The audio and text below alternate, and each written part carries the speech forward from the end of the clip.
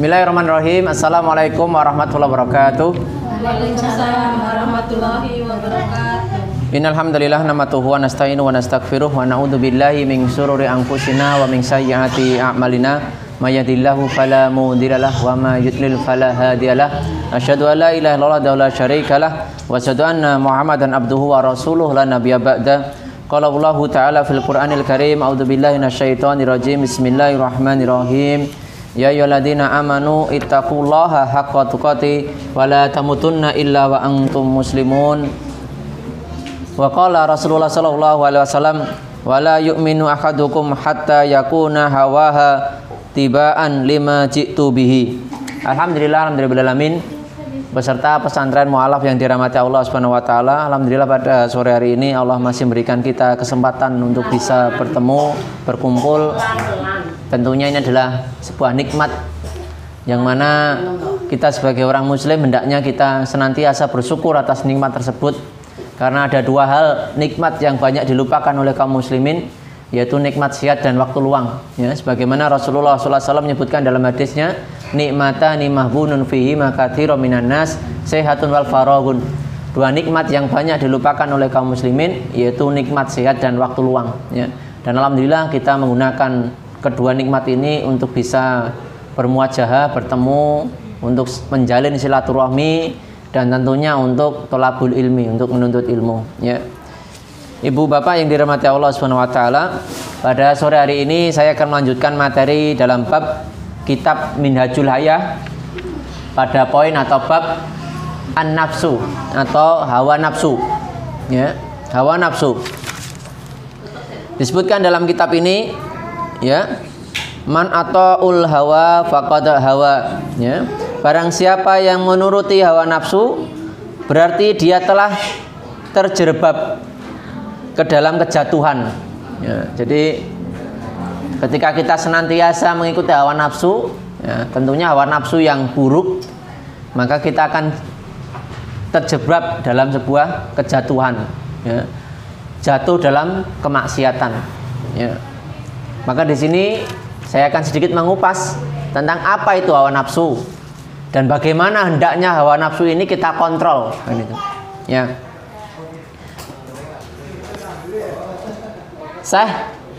Imam Ibnu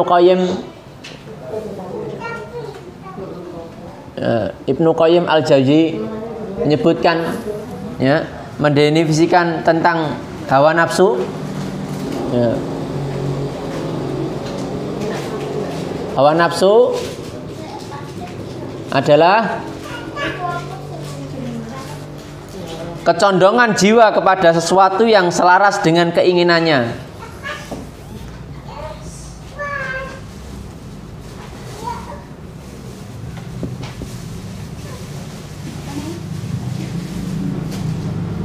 Kecondongan jiwa yang selaras dengan keinginannya.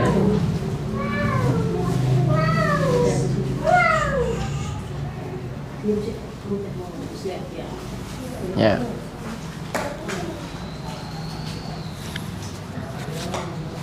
Di dalam kitab beliau menyebutkan Ibnu Qayyim bahwasanya hawa nafsu diciptakan pada diri manusia guna menjaga kelangsungan hidupnya. Jadi hawa nafsu ini berguna untuk apa?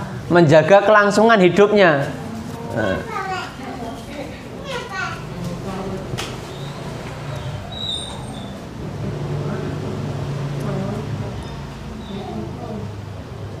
Kelangsungan hidup. Contoh apa? Nafsu. Contoh hawa nafsu tentang makan. Ya. Makan, minum, nikah. Ya. Hawa nafsu tentang perhiasan dan lain sebagainya. Ya, keinginan-keinginan perihal dunia, ya. Keinginan-keinginan dunia ini memang hakikatnya manusia itu condong terhadapnya, ya. Sebagaimana Allah sebutkan di dalam surah Al-Imran Surah Al-Imran itu surat ketiga, silakan dibuka. Ayatnya yang ke-14. Ya. Quran surat Al-Imran ayat yang ke-14. Disebutkan A'udzu billahi minasyaitonir rajim. Bismillahirrahmanirrahim. Yuyina lin-nasi hubus sahwati minan nisa'i wal banina wal qanatiril muqantarati minadh dhahabi wal fiddati wal khayli musawwamati wal an'ami wal harth. Dzalika mata'ul hayatid dunya wallahu indahu husnul ma'ab. Dijadikan terasa indah dalam pandangan manusia cinta terhadap apa yang diinginkan berupa perempuan-perempuan, anak-anak, harta benda yang bertumpuk dalam bentuk emas dan perak, kuda pilihan, hewan ternak. Nah, kalau kuda sekarang yang mungkin bisa diartikan apa? Mobil. Dan sawah ladang. Itulah kesenangan hidup di dunia. Dan di sisi Allah lah tempat kembali yang baik. Nah, jadi ini beberapa hal tentang perhiasan dunia Allah sebutkan di dalam surah Al-Imran.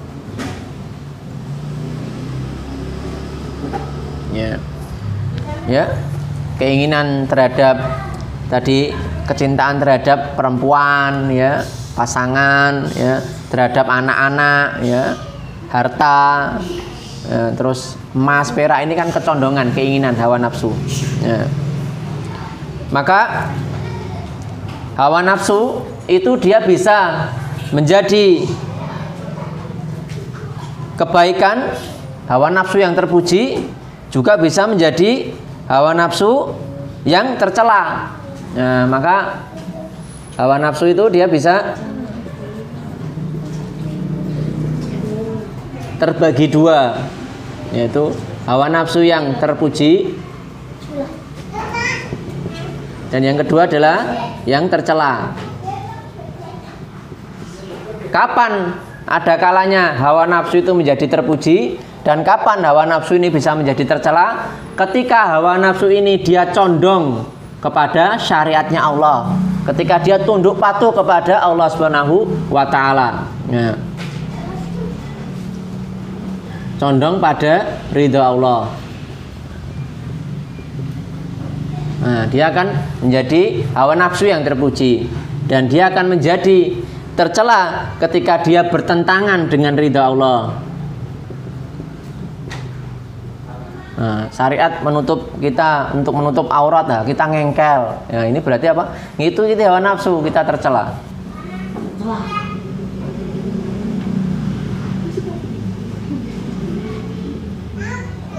Ya. Dan tanda kebenaran iman seseorang itu dia diuji, dibuktikan dengan ketika hawa nafsunya ini tunduk patuh kepada syariatnya Allah. Ya. Sebagaimana dalam sebuah hadis Rasulullah SAW menyebutkan, wala yu'minu ahadukum hatta yakuna hawaha tibaan lima ji'tu bihi. Ya. Dan tidaklah beriman salah seorang dari kalian hingga hawa nafsunya mengikuti ajaran yang aku bawa. Jadi hawa nafsunya itu harus mengikuti apa yang dibawa oleh Rasulullah SAW. Nah, sedangkan Rasulullah SAW ini membawa apa? Al-Quran dan As-Sunnah. Kan gitu. Ya.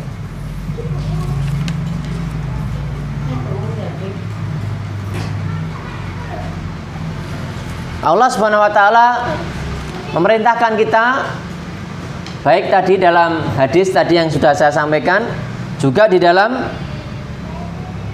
Al-Quranul Karim, perintah untuk menundukkan hawa nafsu. Perintah hawa nafsu agar tunduk pada Allah. Tadi hadisnya sudah saya sebutkan, ya. Ya, nanti bisa dicatat sendiri. Ya. Lalu yang kedua, di dalam Al-Quranul Karim Allah sebutkan di dalam surah An-Nisa. Ya. An-Nisa ayat yang ke-65. Nah, silakan dibuka surat An-Nisa, itu surat keempat. Ya. ayatnya yang ke-65. Ya.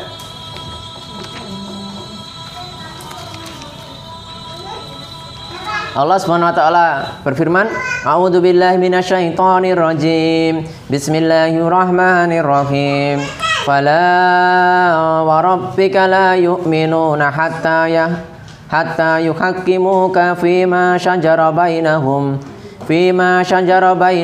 thumma la yajidu fi anfusihim harajan mimma qadaita wa yusallimu taslima." Maka demi Rabbmu mereka tidak beriman sebelum mereka menjadikan engkau Muhammad sebagai hakim dalam perkara yang mereka perselisihkan, sehingga kemudian tidak ada rasa keberatan dalam hati mereka terhadap putusan yang engkau berikan, dan mereka menerimanya dengan sepenuh hati, menerima dengan sepenuhnya. Ya. Jadi Bapak Ibu yang dirahmati Allah Ta'ala, berdasarkan inilah hawa nafsu kita tunduk harus kepada syariat yang dibawa oleh Rasulullah Sallallahu Alaihi Wasallam. Lalu yang berikutnya Allah sebutkan di dalam surah Al-Ahzab, Quran surah Al-Ahzab, ini ayatnya yang ke-36. Ya. Surat ke-33. Ya. Silahkan yang bawa Quran terjemah dibuka. Ya, surah Al-Ahzab ayatnya yang ke-36. Saya bacakan. Wa ma kana lil mu'minin wa la mu'minatin idza qadallahu wa rasuluhu amran ayyakuna lahumul khiyaratu min amrihim wa may yasillaha wa rasulahu faqad dhalla dhalalan mubina. Dan tidaklah pantas bagi laki-laki yang mukmin dan perempuan yang mukmin apabila Allah dan Rasulnya telah menetapkan suatu ketetapan akan ada pilihan yang lain bagi mereka tentang urusan mereka, dan barang siapa mendurhakai Allah dan Rasulnya maka sungguh dia telah tersesat dengan kesesatan yang nyata. Nah, inilah dasar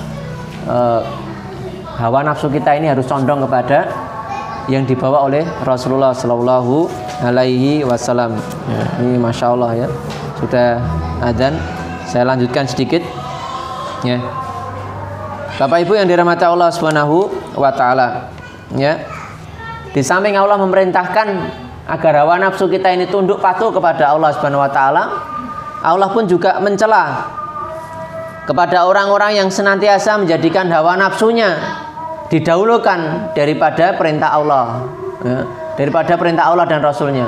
Jadi lebih condong, gitu. Hawa nafsunya pengen bertentangan pada Allah diturutin, ya. Hawa nafsunya wis rasa nganggo jilbab, wis rasa nutup aurat, dituruti, gitu. Wis banyak masalah akhirnya bermaksiat, beli nomor, mungkin zina dan lain sebagainya, diturutin terus. Allah mencela perbuatan orang-orang yang senantiasa menjadikan hawa nafsunya sebagai Tuhannya. Ya. Ya.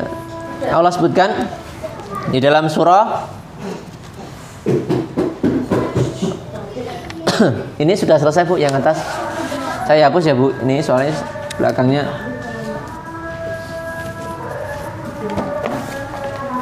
Di dalam Allah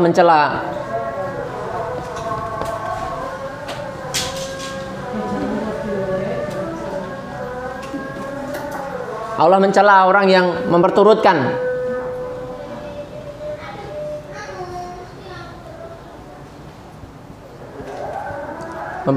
hawa nafsu terus.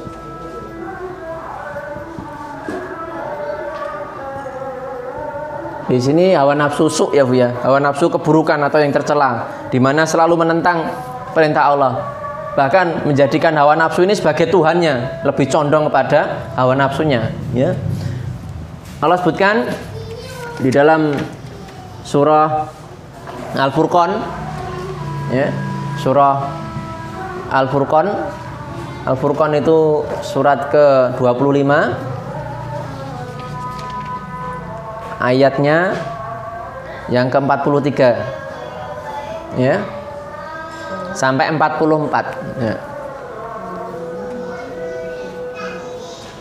Yaitu Al-Furqan. Nanti biar untuk pembelajaran di rumah, surat ke-25 ayatnya yang ke-43 sampai 44 ya. Allah Subhanahu wa taala berfirman, a'udzubillahi minasyaitonirrajim, bismillahirrahmanirrahim. Ara'aita man ittakhadha ilahahu hawa afa anta takunu alaihi wakila am tasabu anna aktsarahum yasma'una aw yaqilun inhum illa kal an'ami bal hum adallu sabila. Jadi di sini disebutkan, sudahkah engkau wahai Muhammad melihat orang yang menjadikan keinginannya sebagai tuannya?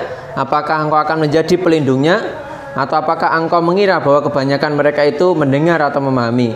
Mereka itu hanya seperti hewan ternak, bahkan lebih sesat lagi. Jadi di sini ketika kita sering memperturutkan hawa nafsu yang bertentangan dengan Allah dan Rasulnya, maka posisi kita yang awalnya dimuliakan Allah sebagai makhluk yang mulia, ya, laqad khalaqnal insana fi ahsani taqwim, sungguhnya Allah itu membentuk, menciptakan manusia itu dengan sebaik-baik bentuk. Lah ini derajatnya lebih rendah daripada binatang ternak. Ketika apa? Ketika kita hanya memperturutkan hawa nafsu kita. Ya. Lalu Allah sebutkan juga di dalam surah Al-Jaziyah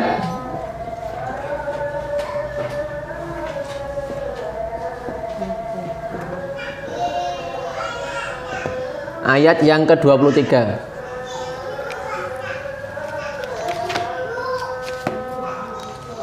Ya, yang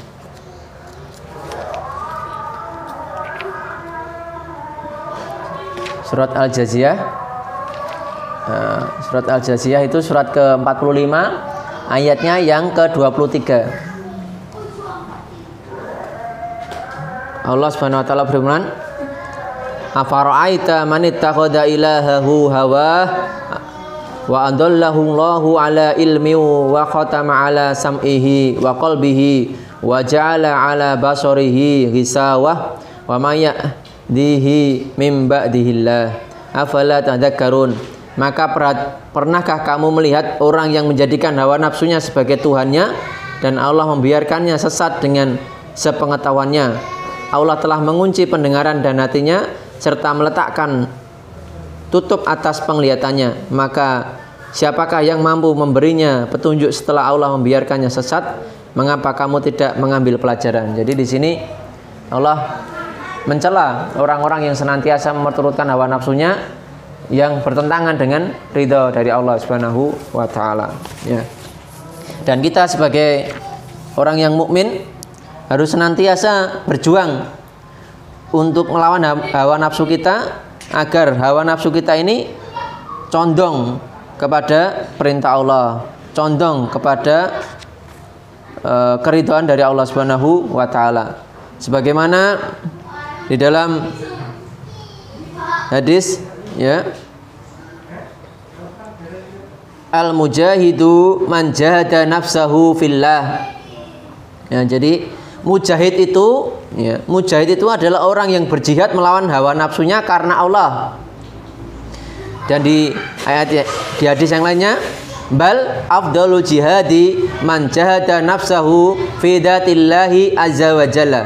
Nah, bahkan jihad yang paling utama itu adalah orang yang berjihad melawan hawa nafsunya karena Allah. Jadi dia bersungguh-sungguh, ya, melawan hawa nafsunya, ya, tidak memperturutkan hawa nafsunya.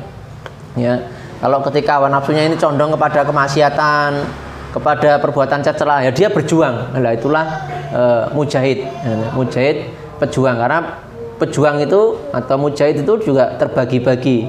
Yang paling tinggi itu adalah ketika kita berjihad menegakkan iqamatuddin, ya, memperjuangkan Islam, ya, seperti di Palestina, ya, di orang-orang yang mujahid di Medan Marokah, di Palestina, di Suriah, di Chechnya, di tempat-tempat di situ Allah bukakan ladang amal untuk berjihad, memperjuangkan Islam, memperjuangkan orang-orang yang terdolimi. Nah, ada juga tataran yang berjihad ini tadi, termasuk bagian dari jihad ketika kita ini menundukkan hawa nafsu kita untuk condong kepada keridhaan dari Allah Subhanahu wa taala. Mungkin ini yang bisa saya sampaikan. Mudah-mudahan kita termasuk pejuang-pejuang atau mujahid-mujahid yang senantiasa mencondongkan hati kita ini untuk mencari ridha Allah Subhanahu wa taala, dan mudah-mudahan kita dijauhkan dari perbuatan yang senantiasa mengikuti hawa nafsu tercela ya. Akhiru dawana usikum nafsi bitaqwaullah. Insyaallah nanti kita sambung lagi di